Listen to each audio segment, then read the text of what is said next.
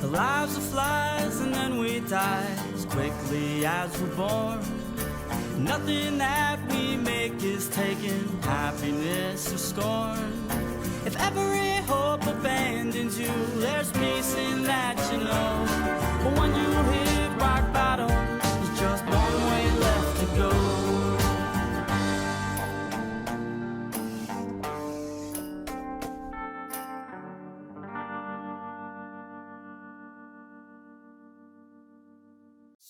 Been a hectic few days, hasn't it, everybody? Quite a few things have happened.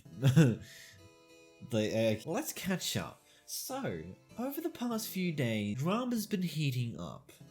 The biggest thing that's been popping up is that H3H3 Productions released what he deems a content nuke onto Keemstar, bringing back up a lot of incidents that Keemstar has done over the past 6-7 years he's been on YouTube for. Drama Alert was started in 2014. Keemstar's been on the internet for far longer than that. I don't know when his older stuff was around, but you can pretty much understand there is many years of history to sift, and Keemstar being Keemstar, being the asshole he kind of is, there's a lot of stuff that you can pretty much pull him up for on multiple different things, and it's a massive level of just, it's a lot. It really was a lot. So today I'm going to discuss it a little and discuss some points I'd like to put into the field.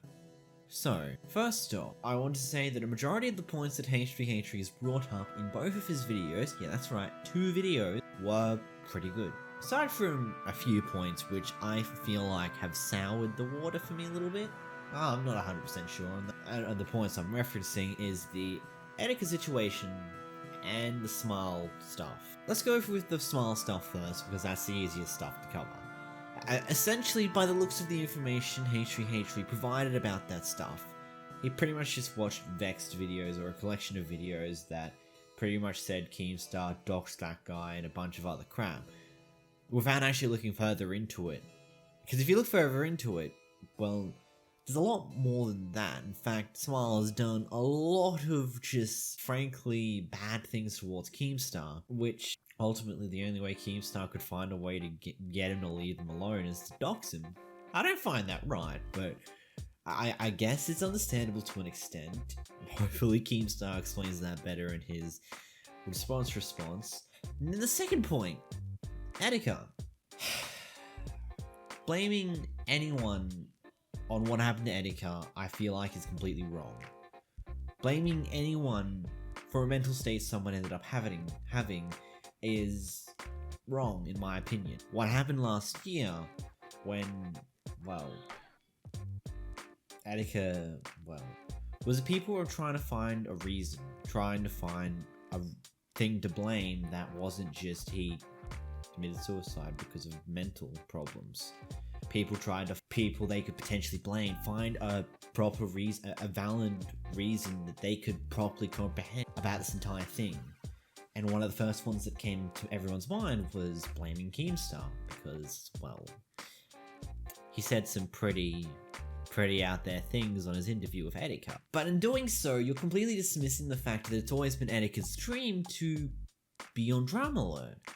In many of his streams over the many years that I've watched him for, well, I've watched him for, past tense now because, well, he's made it pretty clear that he's a massive fan of Drama Alert and Keemstar, and was extremely excited when he first popped up on Drama Alert as a news topic, and pretty much has made reference to on several different occasions that if he ever made it on Drama Alert himself, he would want it to be the most entertaining thing ever for Drama Alert.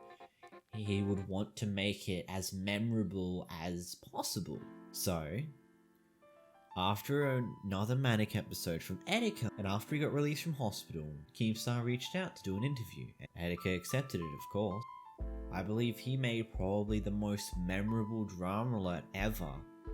Now, for all the wrong reasons, but at the time, it was probably by far the most entertaining one I've ever watched. Whether that's right to you on whether you find that video entertaining or not, that's completely your decision.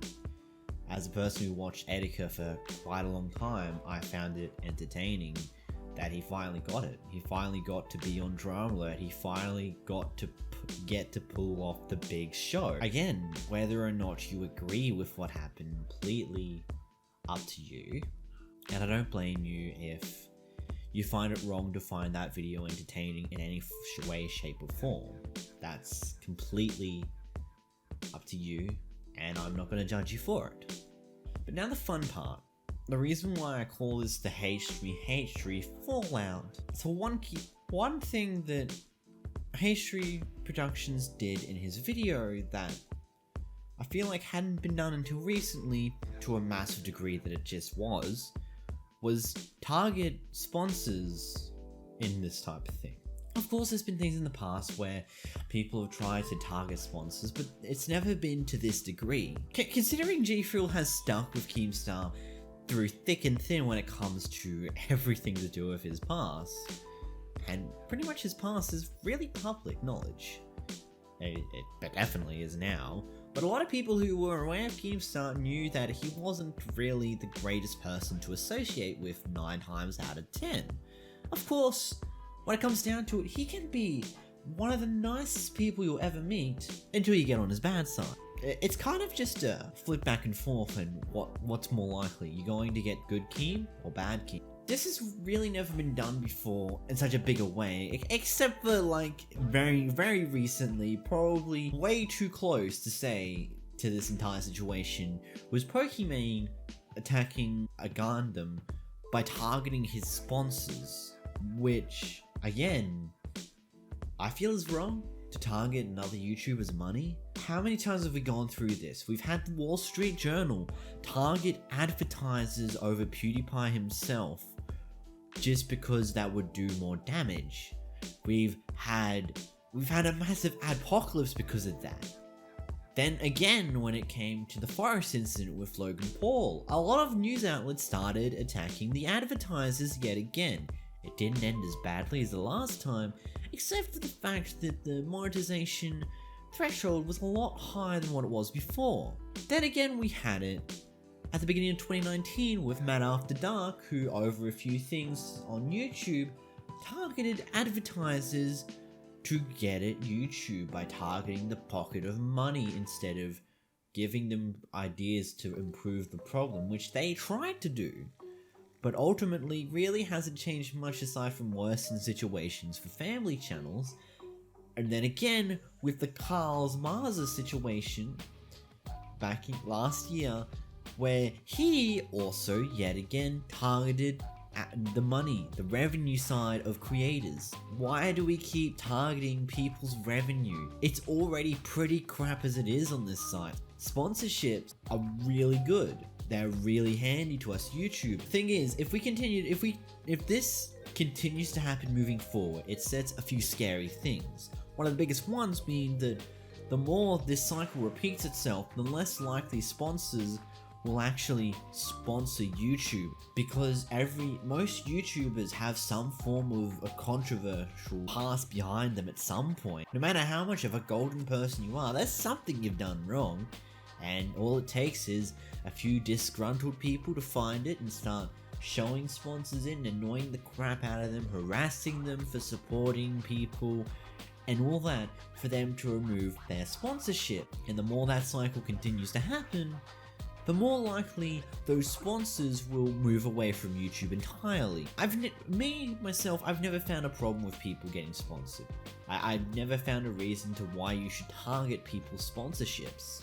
A lot of people need them to meet ends meet. Keemstar and H3H3 don't. They're multi-millionaires. They don't need them. But it's less about they needing them and more about the fact that now that it's been done by H3H3, smaller creators that aren't to the size of H3H3 are going to be start using that as a tactic to go after people criticizing them. It's going to be started to be used as a tactic to screw over other people.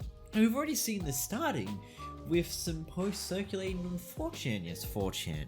Believe you can care enough or not. Basically, there's a couple of people trying to dig up dirt on as many big YouTubers as possible now to show it to their sponsors, to have their sponsors removed.